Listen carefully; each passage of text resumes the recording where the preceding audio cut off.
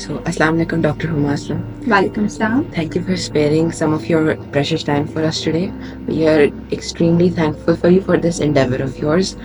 We are basically grade 10 O level students, and we are working to promote awareness in our community over excessive screen time concerns.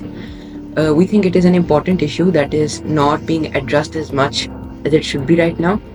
So we are here to interview today on this issue, and we hope you can give us a constructive feedback on how we can implement implement the solutions related to this problem, how we can spread awareness. So let us first begin with your introduction, and then we will move to ours. So as we know, you graduated in MBBS from Allama Iqbal Medical College, which is a very prestigious university, and you have worked in Jinnah Hospital as house officer. And we know that you have done post-graduation in psychiatry from Sir Gangaram Hospital, and you are currently working as consultant psychiatrist in Jinnah Hospital. You have more than 15 years of experience in this field. So, Dr. Huma Aslam, you are extremely experienced in this field, and again, we would like to thank you very much for your precious time, and we think you can give a very good response to our questions. So, I am Muhammad Ahmed Imran. I am in grade 10, and My name is Subhan Rahman Yusuf and I'm also grade 10. Okay. so we would like to formally start with our interview now. So we will begin, we will use a random order which will move from causes to consequences to solutions. Yes. Our first question for you is, throughout your 15 years of experience as a psychiatrist, what social trends have you seen towards screen time, excessive screen time? So, if you ask about the usage of screen time, I have seen that for past couple of years it has been increased massively, especially in our young generation, even in our kids. I have seen in friends they are seeing screen, and the mothers are feeding them while giving them screen time.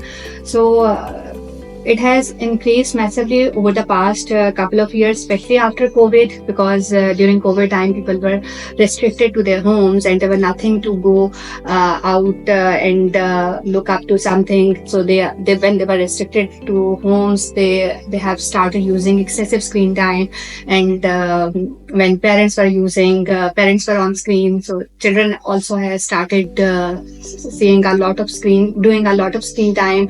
They used to spend hours and hours watching reels and Facebook, Instagram, and even do video gaming with their friends. Dr. Huma Aslam, it is interesting that you mention that even toddlers as young as 2 years old are currently watching screens and are addicted to screens. They're eating in front of screens instead of playing with their parents or playing with their friends. They're watching currently screens. So we see the fact that this trend is increasing and it will only continue to increase in the future.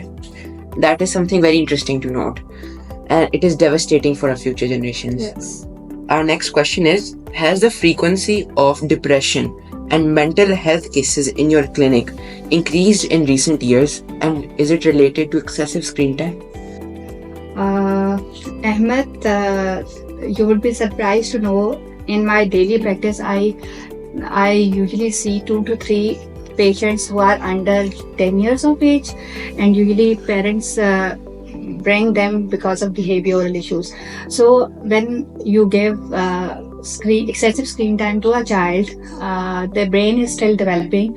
Their brain development is disturbed, so their neural connections, which should be made in a certain way, that is disturbed, and due to which there are certain behavioral issues that arise in those young children. So their parents bring them. I've seen recently. I've seen 8 years old child who was covering his face with hat, and he was not making eye contact with me, and he was having 3 gadgets. So if charging of one gadget is off, he used to be on other gadget, so he was having one iPad and 2 phones. So there was no time when there's any of his gadget is charging is off and he is out of those gadgets. So he was lacking social skills to that extent. He was not having any of human friends. He used to have online friends, and he has stopped talking to his family members. He was not having social connections. So these type of issues, behavioral issues, are increasing. And I've seen younger kids, their speech delay in children. If you introduce screen time below age of 2 years, because American pediatric guidelines say there shouldn't be any screen time before the age of 2 years. So if you introduce screen time before the age of 2 years, speech get delayed. These toddlers, these children have present with delayed speech disorders, and then they are having some autism like features. Like if you know about autism, in autism the children present with some lack of social communication skills. So they present the picture of autism like kids. They are not having actual autism, but because their social and communication skills are disturbed, so they present the picture of autism like disorders, and their attention concentration gets disturbed. So even in older kids, if you keep on watching reels, your attention concentration is decreased than the normal people of your age. So definitely depression, anxiety, stress levels are increasing in younger kids. So I've seen a lot of children with attention deficit issues, concentration issues, behavioral issues, and anxiety, depression in children. And then another thing is, these are the mental health issues. There are physical aspect of this as well. So if you keep on watching screen, so that you keep on maintain a particular posture that is called text neck. You maintain this posture, pain in neck and shoulders. Then you are not doing any physical activity. You are all the time you are on screen. Then and you keep on eating junk food, fast food. You keep on ordering food from your screen. Then you get obesity. Childhood obesity is on rise. Childhood diabetes is on rise. Then there's strain on your eyes. So eye issues are increasing. Children are having complaining of eye issues. And then there is some more behavioral issues, like they show sign of aggression. Whenever screen is taken away from them, they get irritable, aggressive, they stop eating, their circadian rhythm is disturbed. There's a biological clock in our body which makes us we need to get up at this time, we need to sleep by this time. There are certain hormones which secrete in our brain which control this circadian rhythm. So if we use screen excessively, because screen light mimic the daylight, so our brain gets the signal that it is day, and those chemicals are not released in our brain, which disturb our circadian rhythm, which disturb our sleep cycle, which disturb our routine, and in return all these things lead to depression, anxiety, and multiple psychiatric issues. You just mentioned that a child you once saw at your clinic which had 3 devices with him, and that if one device died, he could use the next device. Previously, we thought that this problem was only common in the Western countries like the USA, UK, and France, but now we are seeing that this problem is also becoming much more common in Pakistan, Yes. specifically in Lahore and other big cities. And this is very disturbing to note, as not only is it moving us away from our family, it is moving us away from our social values as well. And it is very interesting that currently we are also using a device. So it just shows that screens can never completely go away from our lives. We just need to learn to live with them. Yes. What do you think primarily motivates excessive screen time among minors? Do peer pressure and stress at school at home play a part? That is a very important question. One thing is there's availability of these devices. So every household now has many of these devices. So each person has a device. I think each person has 2-3 devices at the moment. So if you give these devices to minors, to children, so they'll use that. You have to train them, you have to limit their screen time. If parents are also on screen, so unfortunately parents are also addicted to these screens.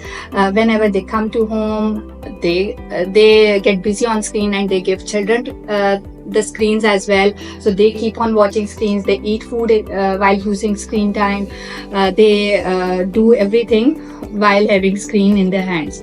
So accessibility, easy accessibility is one thing, and the other thing is, if we go 10 years back, we have a lot of mothers who used to stay at home. We were having joint family systems. There were dadi, nani who used to look after the children. Now we have moved towards nuclear family system, and now many of the women are working, which is not a bad thing, but this has to make their children busy, and because they don't have any that much time to give to their children, they give them screen, and children start getting addicted to those screen, the screen time.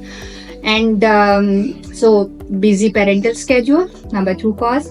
Number 3, if your peers are all of your peers are having their individual phone or their iPads, you would also insist your parents that you want your own phone or your own gadget. So peer pressure is another cause. When school children, every child is having their own gadget, they'll pressurize their parents to have their own gadgets. So peer pressure, busy parental schedule, easy accessibility, and now our study routine and our study schedule, especially in Lahore, due to smoke, we have moved towards online study system. And when a child is studying on phone, so he may use phone for other purposes as well, for playing video games and for socializing on social media.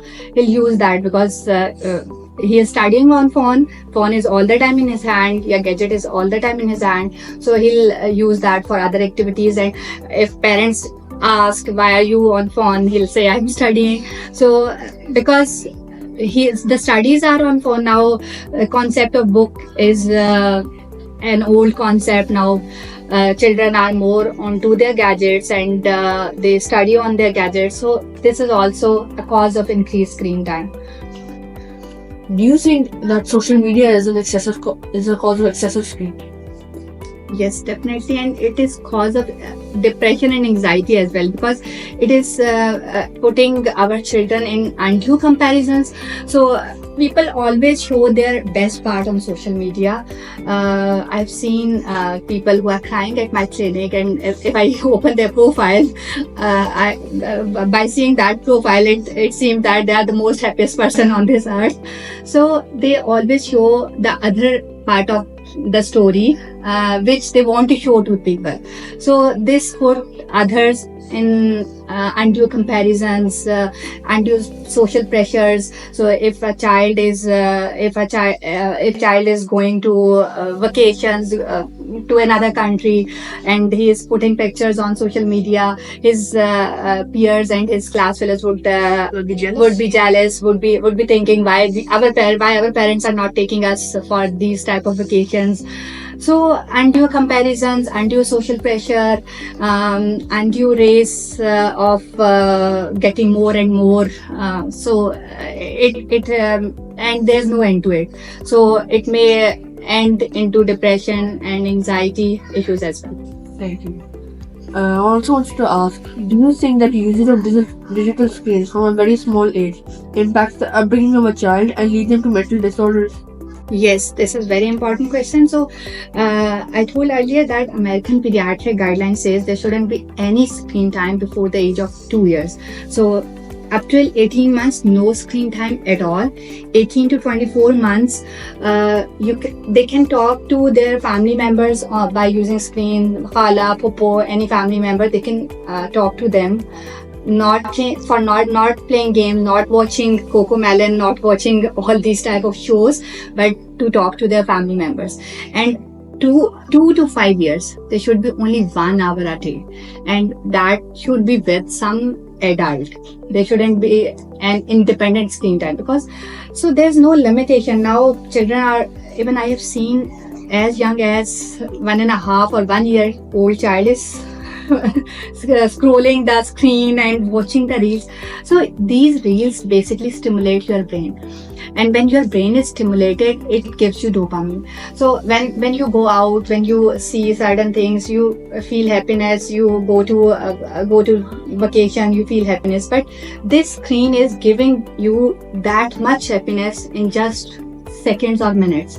So you keep on scrolling, and your mind is overstimulated, and it stimulates you to that extent. Then normal day-to-day things don't stimulate your brain that much, and you get bored, and then you find other ways to stimulate your brain to that extent. Then there's increase of drug usage in children. When they grow up, their mind is already very stimulated, and now they want something to stimulate their brain to that extent. So they end up into drugs, they end up into doing some risky things, which, because when you take risk, it also stimulates your brain. So they end up in doing some things, they may which may have very bad consequences. They may kill someone, they may injure someone, they may end up into doing some car accident by racing. They do all these type of risky behaviors. Yes, it is something interesting I noted from your conversation was that you said that screen time, you only think of it as that it causes eye strain and it causes depression. However, we have also seen that excessive screen time is leading to, especially in older kids, drug abuse and problems such as smoking and related to these. And it is interesting to note that parents are not really paying attention to that as much. You said earlier that parents are an influence for their children. So if parents are themselves not paying attention to their children's needs, then it is very obvious that children will end up into this. And we see that especially in social media and channels like Coco Melon and video games, they are designed by the app developers to be extremely tempting to watch. The reels like YouTube Shorts and TikTok, they just never end. You keep scrolling. The algorithm is designed that way. So yes, the children, they do not have much control on this because they do not know what is right or wrong for them. They just know what they are being fed, and it is the responsibility of their parents to know that what they are giving to their child is correct and it is good for them. Unfortunately, Ahmed, our parents also don't know about the consequences. So I tell my, if someone come to see me, I tell them, if your child asks your permission for alcohol or for some other substance, for heroin, would you give the permission for that? Why you are giving this screen to your children at this early age? Because it's just like a addiction. So it is not like we get addicted to only chemicals. Our brain get addicted to non-chemicals as well. It is a type of non-chemical addiction, and now it is known in our diagnostic criteria as well. Screen addiction is a non-diagnosis because it is it alters your brain chemistry. It gives you certain chemicals which makes you high, which stimulates your brain, like many other chemicals do. So when you don't get that chemical, you get aggressive, you get irritable. And the children who play video games, especially the war type of games, the aggressive games in which they kill someone, they kill the enemy, so there is adrenaline rush in their body, and they get addicted to that adrenaline rush as well. And they all the time they feel like they are in war zone, because your body doesn't know you are not in actual war. So your brain, when you are in a game, you are playing the game, you are in a battle, your body thinks you are in an actual battle. And the chemicals which are, when you are fighting with someone, the same chemicals release in your body, adrenaline, and that stimulate your system, sympathetic activation occur, and that may lead towards significant anxiety issues, significant depressive issues. issues if you keep on playing those games. So you may have heard of certain incidents that there are certain games like PUBG. The children who used to play these games excessively. I have heard an incident that the child has killed his family because all the time he was into that game and he thought he is in war zone, and he took the gun and he killed his own family. And there was similarly, I have seen an actual case where a mother brought around he was in late teens. He brought his son because he was so aggressive. His aggression was unable to manage, and he was chained by his family because his aggression was not being managed, and he was all the time on video games, war-like games. So we need to admit him, and we need to give him medicines to manage his aggression, because his brain was so stimulated with these video games. So excess of everything is bad. We need to have control on this screen time. Otherwise, this young generation, all of this generation would be a psychiatric patient. You have discussed stimulation as an important consequence due to screen time. My question is, what long-term effects do you foresee in the current trends in screen usage? Usage continuing. If this continues, what trends do you see? And How might this influence future generations? Yes, that is very important question. So, of course, if I have to answer it in one sentence, I think if this is not stopped at right time, then the whole generation would be having psychiatric issues, significant psychiatric issues. They would end up in depression or anxiety, or they would end up in substance use. There wouldn't be anything in between. Either they would end up in using drug addictions, or they would end up in having depression, anxiety, or personality issues. So we need to take serious action against this. We need to educate our parents to put limitations, because we cannot completely stop it. Now it's everywhere.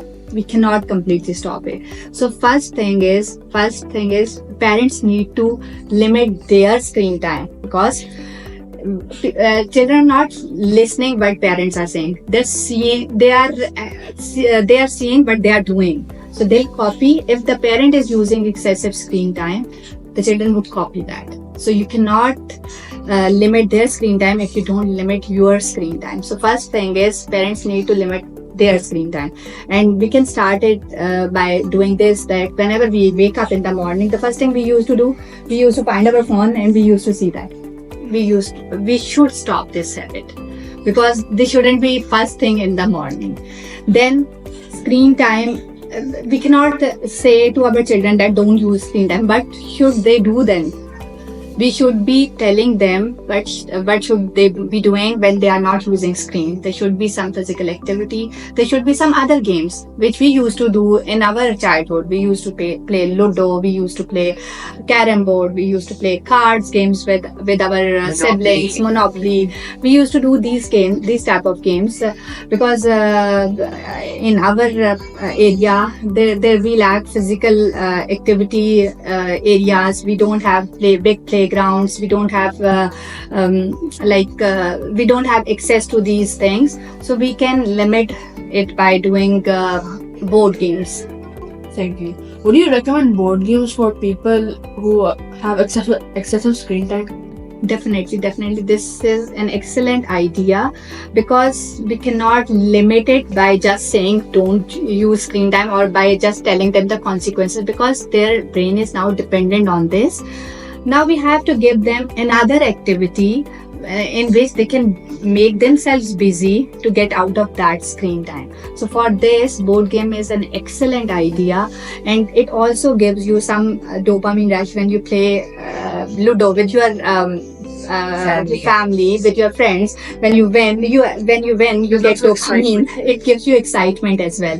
So board game is an excellent idea, because due to certain environmental issues in our part of country, we cannot make children go out and play games. We can make them busy in board games, and definitely there should be some physical activity in their daily routine, at least 30 minutes physical activity a day. And for that, they shouldn't be like it is not the necessity they should go out and play some football or cricket. They can do physical activity at home. They can do certain type of exercises. So there should be some routine in which they would be doing some physical activity at least 30 minutes a day. Yes, you are right. You mentioned that we cannot just take screens away from children and ask them to stop seeing them, because you can never train a child to work by force. Yes. You always need to be lenient with the child. Yes. So we need to make them realize the fact that this is not good for you, and Yes. sports and board games, Hmm. they are better solutions for you, Hmm. and that this will also make you happier. It will Yes. bring you a more fulfillment. It will give you more joy. Yes. And other thing is, which I do with my children, whenever I'm doing something, if, for example, if I'm working in kitchen, I would call my boys to help me in that, and I appreciate them a lot, because this appreciation would also give them excitement and dopamine. So I'll make them wash the utensils, or I'll make them to put the utensils in certain cabinets, and I'll make them busy this way. So you have to give them to do something if you are not giving them screen. And if a 1 or 2 year child can scroll this and can know the screen better than you, he can do many other things as well. So he can put his clothes into the cabinets, he can arrange the things, he can make up his bed, he can do all these things as well. So you need to work on these things. You have to give your children replacement for screen time. Otherwise, you won't be able to get the screen away from them.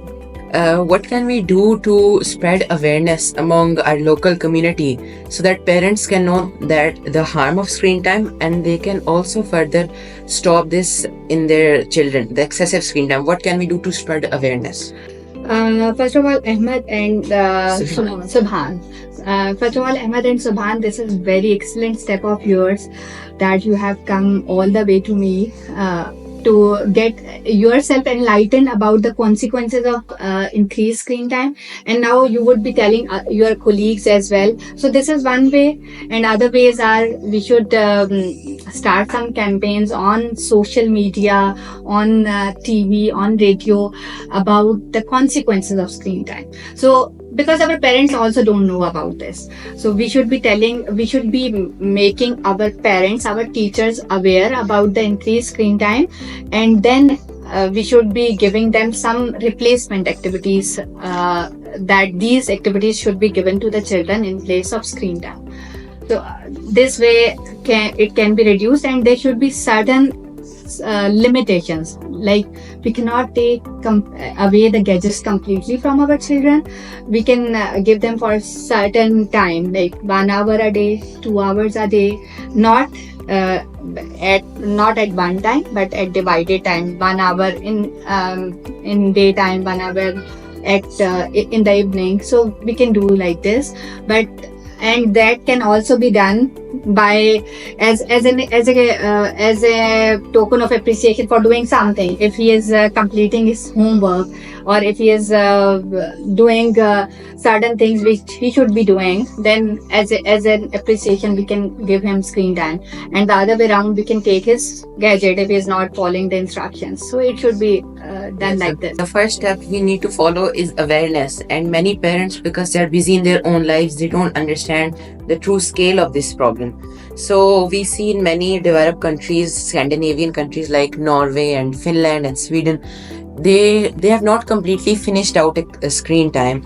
They are actually finding a balance in screen time. Yes. So they are turning excessive screen time into productive screen time. Yes. So for example, in countries like Finland and Sweden, parents do give their children the devices so that they can study through it, they can do research on it, and that they can promote good social values through them. But they are also promoting things like board games and then sports, and they're Yes. also making them learn in their community, become an active part of their Yes, community. and in these countries, physical games are also part of curriculum. So the children used to play football on regular basis, swimming on regular basis. So these type of physical activities and board games should be part of curriculum as well. So they can be like, we can go in balance. We cannot completely get off from this screen time, because it is now a part and parcel of our life.